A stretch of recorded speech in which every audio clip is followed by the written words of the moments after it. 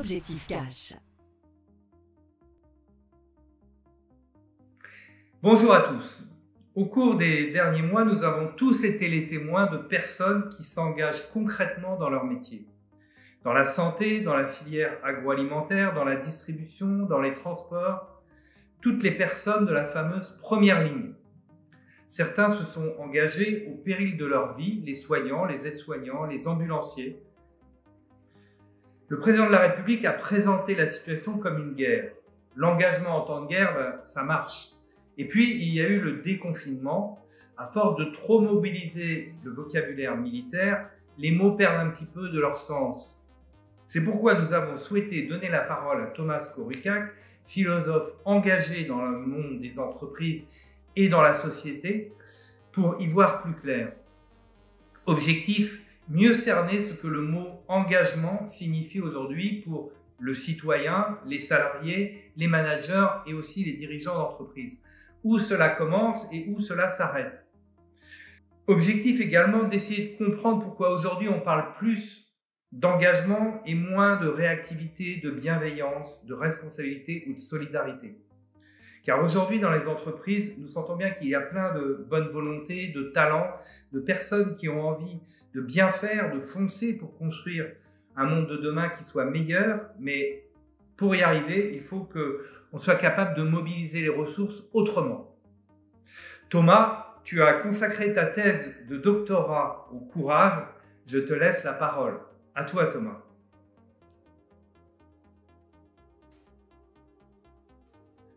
Merci David.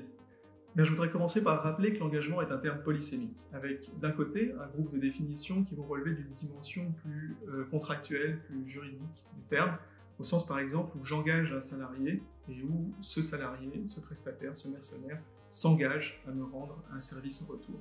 Au sens aussi où je mets en gage un objet et j'en attends une contrepartie.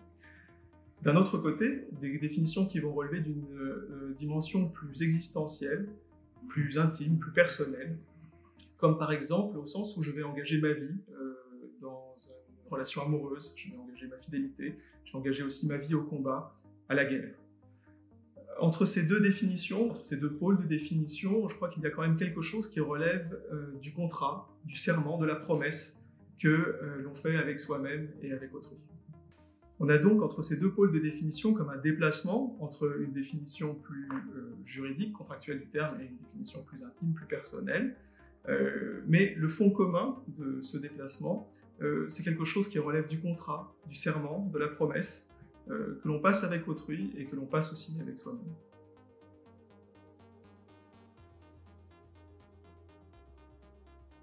Mais au fond, qu'est-ce que c'est que ce soi que l'on donne? Qui s'engage lorsque je m'engage? Je vous invite à bien faire attention à cette pronominalité.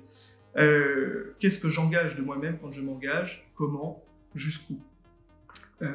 S'il est question du don de soi, je crois qu'on ne peut pas faire l'économie de la question du contre-don. Si, comme le dit Nietzsche, donner, c'est créer de la dette, alors il s'agit très sérieusement de se poser la question de la dette que l'on crée lorsqu'on s'engage auprès de quelqu'un, auprès d'un groupe. Lorsque je m'engage, qu'est-ce que j'attends en retour?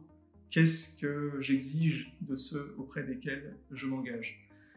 Je crois qu'à minima, sans rentrer dans des considérations d'ordre psychologique, je crois qu'on s'attend à trouver une nature d'engagement, une intensité dans l'engagement qui soit équivalent à celui qu'on mobilise soi-même. C'est-à-dire que je m'attends à ce que les autres, ceux aux côtés desquels je m'engage, s'engagent eux-mêmes de la même manière, avec le même sérieux que je m'engage moi-même. Je crois que c'est une question importante et c'est une question centrale au sens où elle permet de distinguer l'engagement de deux autres registres, de ce qui relève de l'implication d'un côté et de ce qui relève du dévouement de l'autre.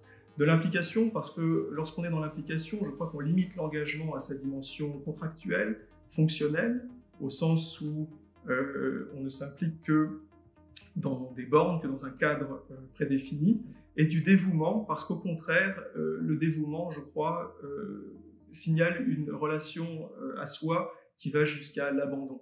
Lorsque je vais jusqu'à me dévouer, je vais littéralement jusqu'à m'abandonner dans mon engagement. En ce sens, je crois qu'il faut faire attention à ces deux dimensions. La première parce qu'elle limite l'engagement dans sa nature, la deuxième parce qu'elle le travestit, au sens où elle vous mène jusqu'au burn-out, jusqu'à l'entêtement obstiné et voire jusqu'au fanatisme.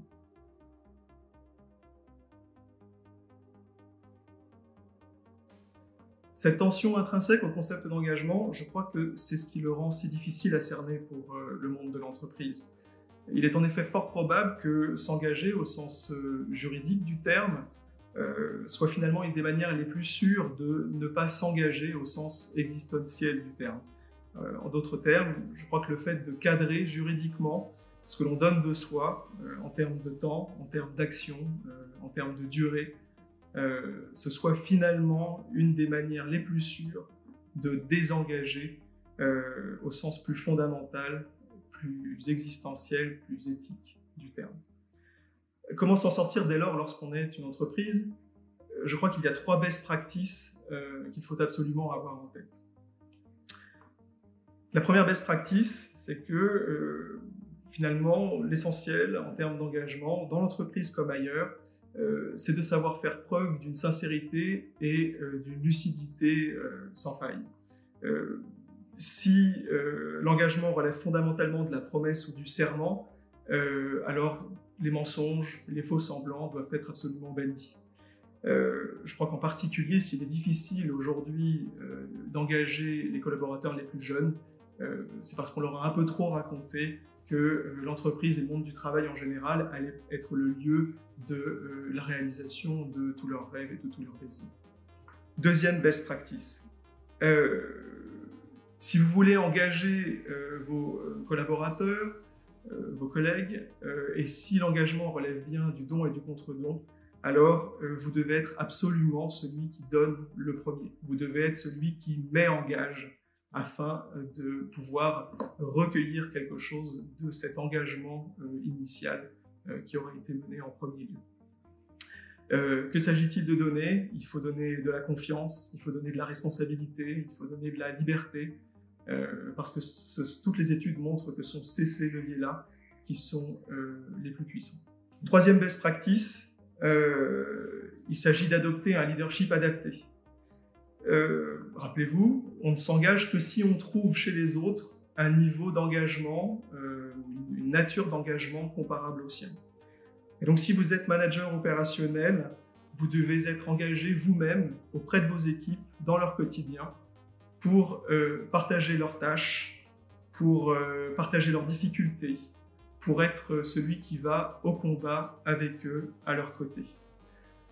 À l'inverse, si vous êtes CEO, DG, leader d'un COMEX, alors vous devez mobiliser vos équipes en fonction d'un horizon que vous allez dessiner et qui va les mobiliser. C'est sur le projet d'entreprise que vous allez jouer, c'est sur la promesse que l'entreprise délivre.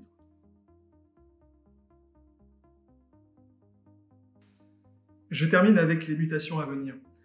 Comment ne pas parler de l'épisode Covid et des changements qu'il est en train d'imprimer à nos modes de travail.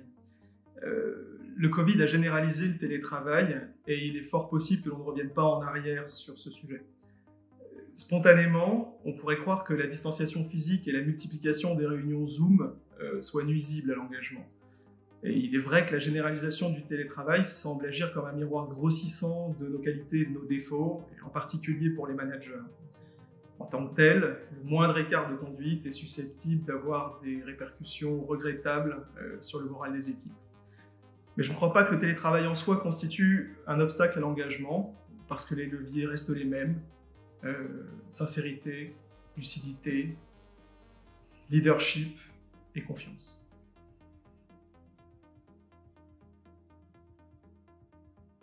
Merci Thomas d'avoir partagé avec nous ta vision de l'engagement, un thème qui nous tient particulièrement à cœur chez Objectif Cash, puisque depuis plus de 15 ans, Objectif Cash est un acteur engagé du management de transition.